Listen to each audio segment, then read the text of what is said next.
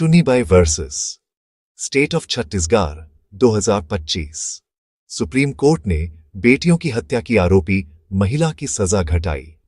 Accused claimed to be under influence of certain invisible force. Supreme Court reduces sentence of woman accused of killing daughters.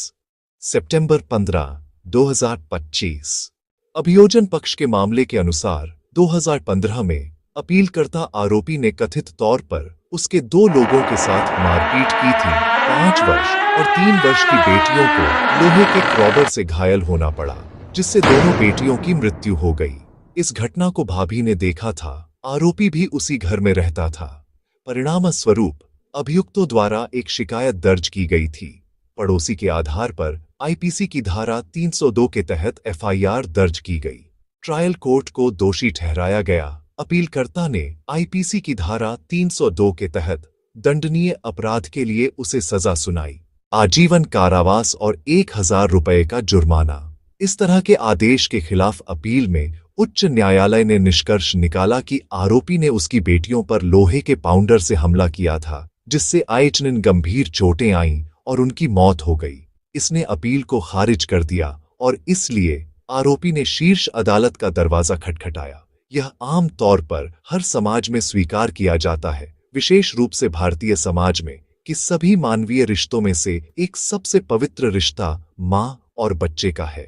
एक माँ एक बच्चे का जीवनदाता होने के साथ साथ पालन पोषण भी करती है।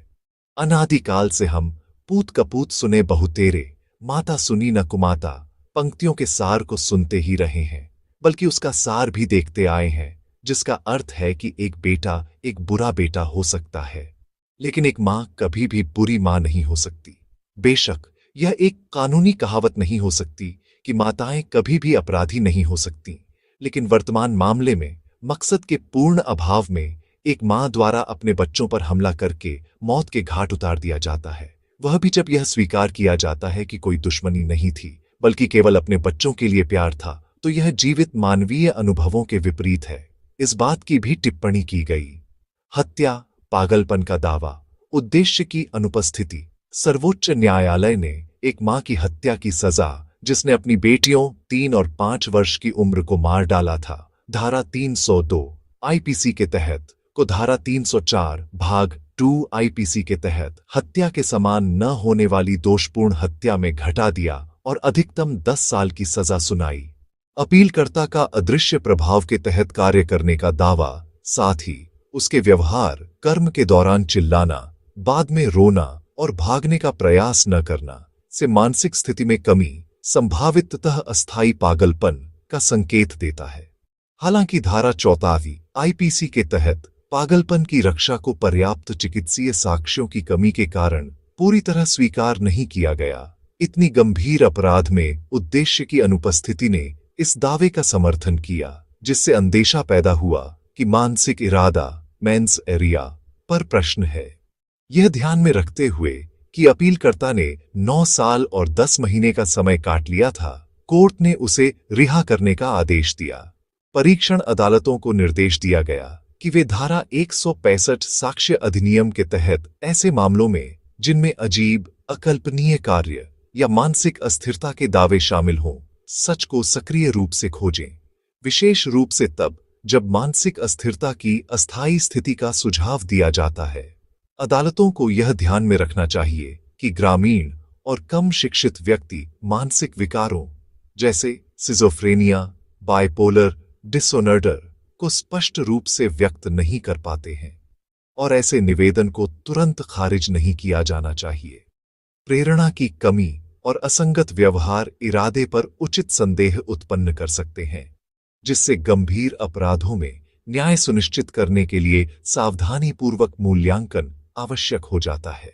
Chunnibai versus state of Chhattisgarh 2025। Supreme Court ने बेटियों की हत्या की आरोपी महिला की सजा घटाई। Accused claimed to be under influence of certain invisible force.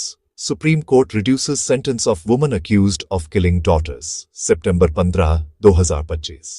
हत्या पागलपन का दावा, उद्देश्य की अनुपस्थिति। सर्वोच्च न्यायालय ने एक मां की हत्या की सजा, जिसने अपनी बेटियों 3 और 5 वर्ष की उम्र को मार डाला था, धारा 302 आईपीसी के तहत को धारा 304 भाग 2 आईपीसी के तहत हत्या के समान न होने वाली दोषपूर्ण हत्या में घटा दिया और अधिकतम 10 साल की सजा सुनाई। अपीलकर्ता का अदृश्य प्रभाव के तहत कार्य करने का दावा मानसिक स्थिति में कमी, संभवतः अस्थायी पागलपन का संकेत देता है। यह ध्यान में रखते हुए कि अपीलकर्ता ने 9 साल और 10 महीने का समय काट लिया था, कोर्ट ने उसे रिहा करने का आदेश दिया। परीक्षण अदालतों को निर्देश दिया गया कि वे धारा 165 साक्ष्य अधिनियम के तहत ऐसे मामलों में जिनमें अजीब, अकल्पनीय कार्य या मानसिक अस्थिरता के दावे शामिल हों, सच को सक्रिय रूप से खोजें।